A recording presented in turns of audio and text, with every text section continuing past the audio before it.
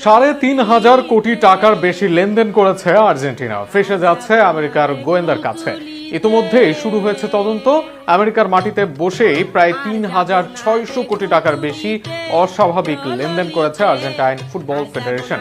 মেসিদের বোর্ডের ওপর এই তদন্ত নিয়ে আরও থাকছে প্রতিবেদন।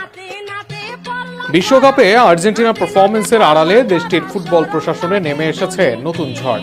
প্রায় ৩০০ মিলিয়ন মার্কিন ডলার অর্থাৎ বাংলাদেশি মুদ্রায় প্রায় ৩,৬০০ কোটি টাকা সন্দেহজনক আর্থিক লেনদেনের অভিযোগে আর্জেন্টিনা ফুটবল ফেডারেশন এএফ এর বিরুদ্ধে তদন্ত শুরু করেছে যুক্তরাষ্ট্রের কেন্দ্রীয় তদন্ত সংস্থা এফবিআই।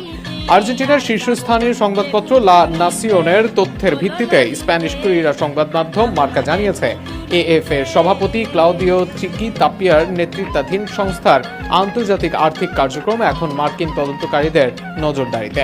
যুক্তরাষ্ট্রের ব্যাংকিং ব্যবস্থাকে ব্যবহার করে কোনো অর্থ